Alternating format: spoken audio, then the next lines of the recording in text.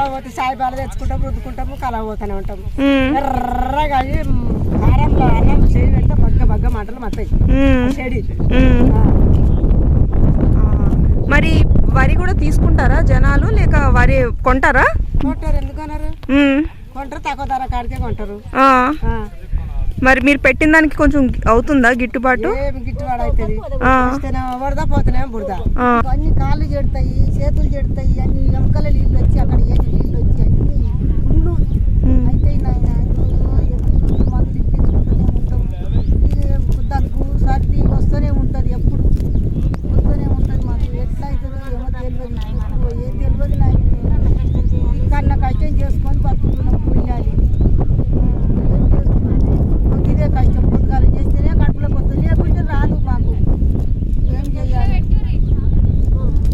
ఇంత మటుకే ఉంది మా బతుకులు. ఎవరన్నా 10 రూపాయలు పెడతారా? చేస్తేనే వస్తుంది, చేయండి ఎవరికి వస్తుంది ఆయన మాకు.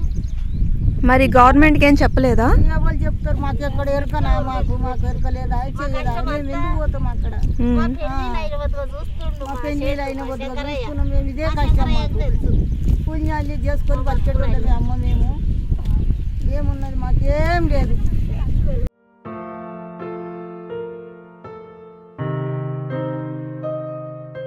గట్టిగా ఉండేది మేడం, కింద గట్టిగా పొటాషు జింకు వేస్తే కింద గట్టితనానికి వచ్చింది. ఇప్పుడు అదే కింద ఇప్పుడు 60-65 కిలోలు వస్తున్నాయి. 10 కిలోలు తగ్గింది వెయిట్ మాత్రం తగ్గింది. అట్లా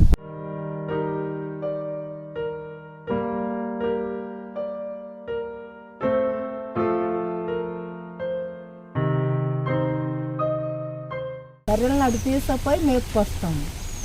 ఈ మేత వేస్తే కొంచెం పారుతుండే, అందువల్ల ఇది వెయ్యట్లా. ఈ నీళ్లు కూడా అప్పుడప్పుడు ఏంటి కెమికల్ పోస్తారంట ఈ పైన, అసలు నల్లగా వస్తుండే ఈ నీళ్లు. ఆ నీళ్ళు తాగి దుడ్డలు బడ్డలు చచ్చిపోతాం. అందుకని ఇప్పుడు ఆ నీళ్ళకు కూడా బానీయకుండా చేస్తున్నాం.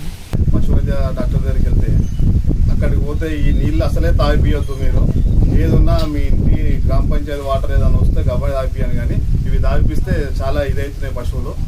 అలాగే గడ్డి తింటే గిట మూసి పరివాహక ప్రాంతంలో గడ్డి అవి కోసి వేసిన గిట ఆ పాలు పిసికేటప్పుడు తర్వాత కలర్ మారుతుంది మేడం. అది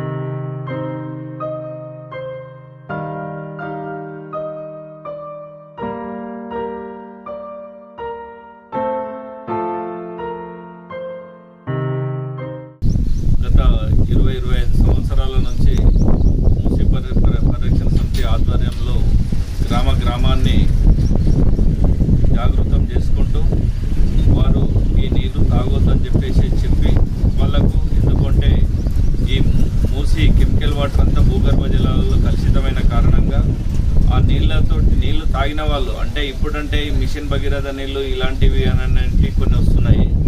కానీ గతంలో 20-25 సంవత్సరాల క్రితం ఇదే బోరు నీళ్ళు తాగేది.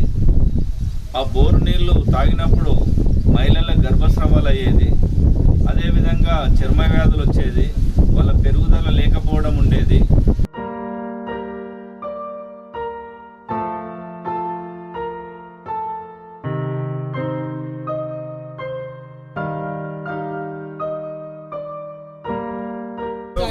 చెల్ర నీళ్ళే తాగేది, మూసి వాగు నీళ్ళే తాగేది చాలా మంది. అక్కడ పోతే బోల్ట్ ఉండకపోయేది, నీళ్లు తీసుకపోకపోయేది.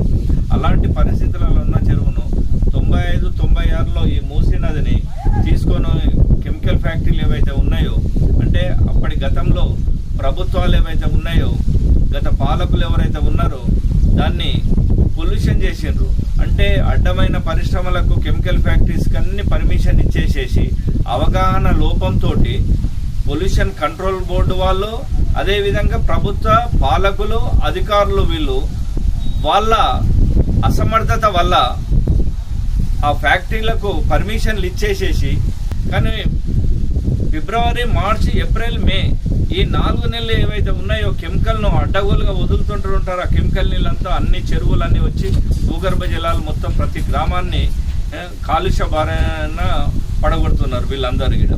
కానీ ప్రతి ఒక్క కంపెనీకి పర్మిషన్ ఇచ్చేటప్పుడు పొల్యూషన్ కంట్రోల్ బోర్డు వాళ్ళు ఈ ఫ్యాక్టరీకి ఇలాంటి కెమికల్ ఫ్యాక్టరీ ఉన్నది, దాన్ని శుద్ధి చేసే యంత్రాలు పెడుతున్నారా లేరా, అది వాళ్ళ బాధ్యత. అది ఫ్యాక్టరీ యజమానుల బాధ్యత. వాళ్ళతోటి పొల్యూషన్ కంట్రోల్ బోర్డు వాళ్ళు గుమ్ముక్కయ్యి వాళ్ళు నామమాత్రంగా వాళ్ళ దగ్గర కమిట్ అయ్యి వారికి విచ్చలవిడిగా పర్మిషన్లు ఇచ్చేసేసారు. మూసీ నదిని ఈ విధంగా కలుషితమని చేశారు. కానీ దాన్ని స్వచ్ఛమైన నీరు చేయాలని చెప్పేసేసి, దాని ట్రీట్మెంట్ ప్లాంట్లు పెట్టాలని చెప్పేసేసి, ఎఫ్లైన్ ట్రీట్మెంట్ ప్లాంట్లు పెట్టాలని చెప్పేసేసి గత 20-25 సంవత్సరాల నుంచి మూసీ పరిరక్షణ సమితి నుంచి కొట్లాడుతున్నాము. కానీ కేంద్ర ప్రభుత్వము 344 కోట్ల రూపాయలు శాంక్షన్ చేసింది 2002లో. సెంట్రల్ గవర్నమెంట్ 70% నిధులు, స్టేట్ గవర్నమెంట్ 30% నిధులు పెట్టుకున్నది. అప్పుడు ఎన్డీఏ గవర్నమెంట్, వాజ్పేయి గవర్నమెంట్ గారు ఒక మానవతా దృక్పథంతో ఈ జీవనదిని కలుషితం చేశారు. కాబట్టి దీన్ని మరొకసారి దీన్ని శుద్ధి చేసి నీళ్లను గ్రామాలకు మంచి నీళ్ళు ఇవ్వాలని అనేది ప్రజల శ్రేయస్సు కోసం ఆయన ఇచ్చినటువంటిది. 30% నిధులు ఆ రోజులలో స్టేట్ గవర్నమెంట్ పెట్టుకోవడం జరిగింది. ఇదే 344 కోట్ల రూపాయలతోటి అంబర్పేట అలీకేఫ్ చౌరస్తాలో ఆసియా ఖండంలోనే అతిపెద్ద ట్రీట్మెంట్ ప్లాంట్ అని చెప్పేసి ఇప్పుడు అక్కడ పెట్టడం జరిగింది. అదేవిధంగా నాగోలు, ఉప్పల్, నల్ల చెరువు దగ్గర అక్కడ మీకు కనిపిస్తున్నది, అక్కడ ట్రీట్మెంట్ ప్లాంట్ పెట్టడం జరిగింది. కానీ మేము చెప్పింది ఒకటి, ఉద్యమకారులం చెప్పింది, ప్రొఫెసర్లు చెప్పింది ఒకటి, అధికారులు చేసింది ఒకటి. మురుగునీరును శుద్ధి చేసే యంత్రాలు, సివరేజ్ ట్రీట్మెంట్ ప్లాంట్ అనేది పెట్టడం జరిగింది అధికారులు.